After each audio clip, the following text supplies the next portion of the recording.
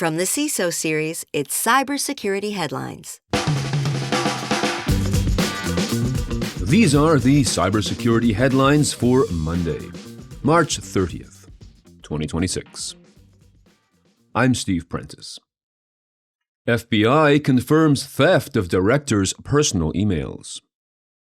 The announcement is in regard primarily to photographs of FBI Director Kash Patel, which were allegedly stolen from his personal email account on Friday morning.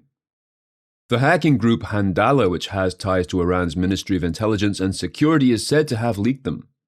An FBI spokesperson stated that the information is, quote, historical in nature and involves no government information, end quote. The leak also includes emails allegedly sent by and to Patel from between 2010 and 2019. The group, Handala, claimed the leak was in response to the FBI's takedown last week of several Handala websites, as well as the imposition of a $10 million bounty on members of the group. Lloyds Bank customer data exposed in IT glitch. This is an error that exposed personal data of nearly 500,000 customers of Lloyds Banking Group, data that included payment details, account details, and national insurance numbers that could have been visible to other users. Officials from Lloyds Bank, which is one of the UK's big four banking houses, blamed the glitch on, quote, a software defect introduced during an IT update to its Lloyds, Halifax, and Bank of Scotland mobile banking apps in the early hours of March 12th. Although the window of exposure of the customer's data was very small, at least for human observers, the customers and even people who were not Lloyds Banking Group customers may have had their transaction details exposed. Hundreds of valid API keys discovered on the web. Researchers from Stanford say that after analyzing 10 million websites, they found almost 2,000 API credentials strewn across 10,000 web pages. They performed this research, they said, because, quote, much of the attention on exposed credentials has focused on scouring code repositories and source code, end quote. They put forth that, quote, analysis of production websites is essential to understand the scope of the problem, end quote. The researchers found highly sensitive API credentials left publicly exposed on web pages, which act as access tokens that authorize applications to interact with third-party services, granting direct access to critical infrastructure like cloud platforms and payment providers. These, the researchers say, are even more dangerous than exposed login details because they provide programmatic access to resources. The valid credentials belong to multinational corporations, critical infrastructure entities, and government agencies, and provide access to services like AWS, GitHub, Stripe, and OpenAI.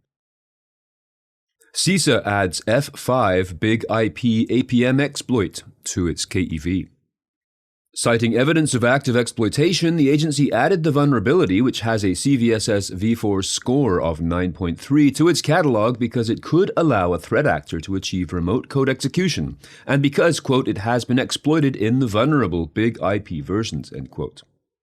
Watchtower CEO and founder Benjamin Harris said in a statement that this vulnerability, quote, initially appeared last year as a denial-of-service issue which did not immediate signal urgency, and many system administrators likely prioritized it accordingly, end quote, which is why it is more urgent now.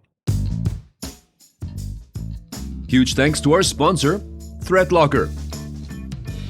Most breaches don't start with a 0-day. They start because something unexpected was allowed to run.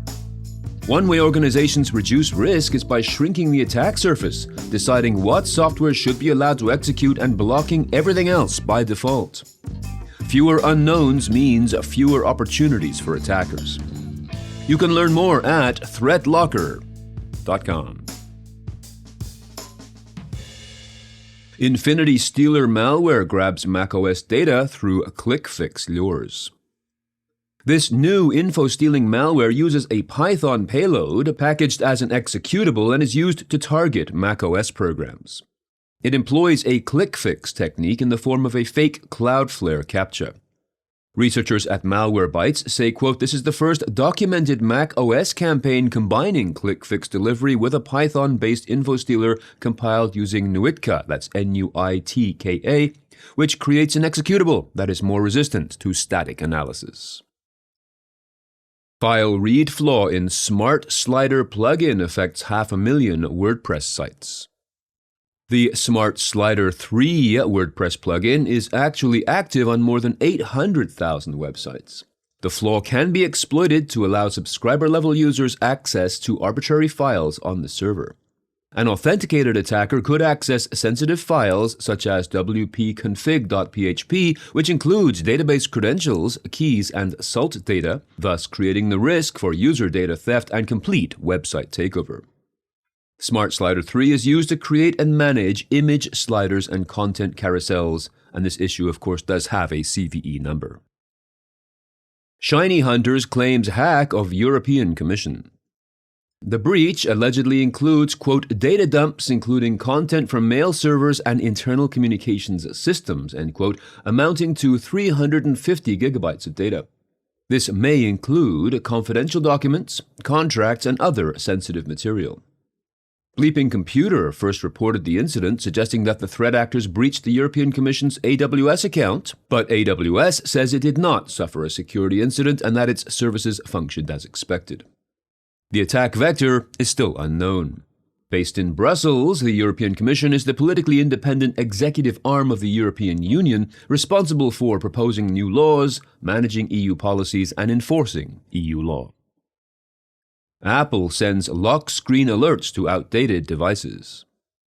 These lock screen notifications are being sent to iPhones and iPads running older versions of iOS and iPadOS to protect users from web-based attacks and urge them to update their devices. This is currently being prioritized due to the appearance of iOS exploit kits like Karuna and Darksword, which we have been reporting on these past weeks, and which have, quote, raised concerns that they could democratize access to exploits that were previously reserved for nation-states, potentially turning them into mass exploitation tools, end quote. Do you want to know more about the most pressing stories of the last few days in time for your weekly stand-up? Well, join us today at 4 p.m. Eastern for the Department of No, where our guests, Dennis Pickett, VP and CISO at Westat, and Jacob Combs, CISO at Tandem Diabetes Care, will sort out the priority stories and do a deep dive on the ones that matter most. And of course, we will actively involve you in the conversation. Just go to YouTube, search for CISO Series, and look for Department of No, March 30th, 2026, under Upcoming Live Streams. And if you have some thoughts on the news from today or about the show in general, please be sure to reach out to us at feedback@cisoseries.com. We would love to hear from you. I'm Steve Prentice, reporting for the CISO Series. Cybersecurity headlines are available every weekday. Head to CISOseries.com for the full stories behind the headlines.